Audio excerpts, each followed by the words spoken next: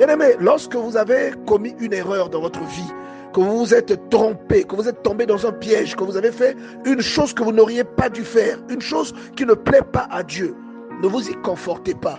La chose que vous faites vous déporte d'un endroit où vous êtes émotionnellement vers un autre endroit. On nous raconte dans Juge chapitre 16 verset 1 que Samson partit pour Gaza et il y vit une femme prostituée et on trache Dieu.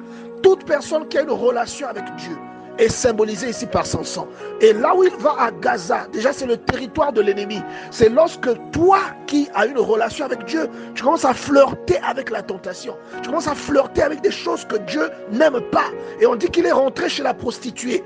Ici, il n'est pas seulement question de prostitution, mais ici quand on parle de prostituée, ça englobe toutes les choses que Dieu reprouve, toutes les choses que Dieu n'aime pas. Ils restèrent tranquilles toute la nuit, disant, au point du jour, nous le tuerons. Lorsque vous péchez, vous partez du point de la grâce de Dieu dans laquelle vous vous trouvez et vous êtes exposé à un autre environnement où vous êtes vulnérable. Vous n'êtes pas protégé par la grâce de Dieu. Vous n'êtes pas protégé parce que en faisant quelque chose que Dieu désapprouve, il y a une scission qui se crée entre Dieu et vous. Vous voyez, vous avez besoin de repentance. Vers minuit, il se leva et saisit les bâtons de la porte de la ville. La ville dont il est question, c'est le domaine du péché dans lequel vous avez été plongé à cause de votre erreur. Vous êtes maintenant comme quelqu'un qui est dans une ville, vous êtes à l'intérieur de quelque chose, d'un enclos où on vous tient prisonnier et où l'ennemi est prêt à vous frapper. Une personne qui prie et une personne qui craint Dieu ne sont pas exposées à la même chose.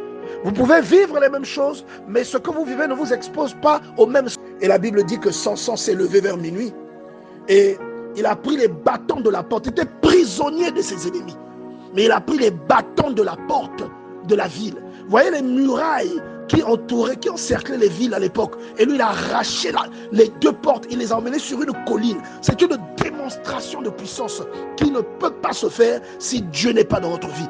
Et lorsque vous avez péché, pour que Dieu revienne faire des exploits comme ça, il faut faire une repentance. Et la Bible dit que, au verset 3, que Samson demeura couché jusqu'à minuit.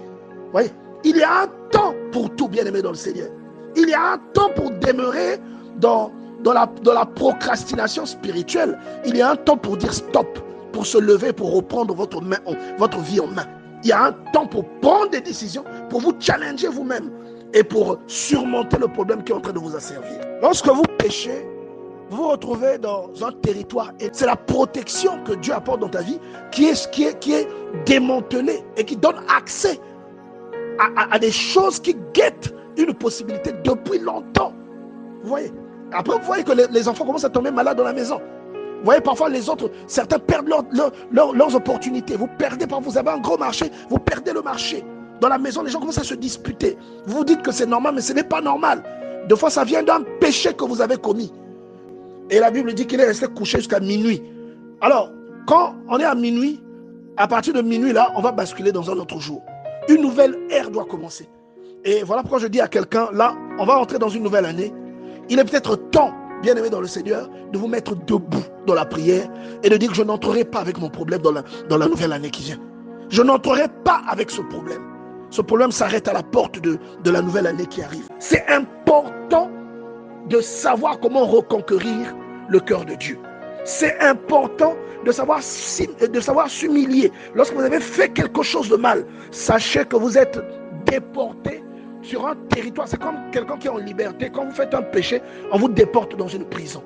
Vous dormez, vous réveillez dans une prison.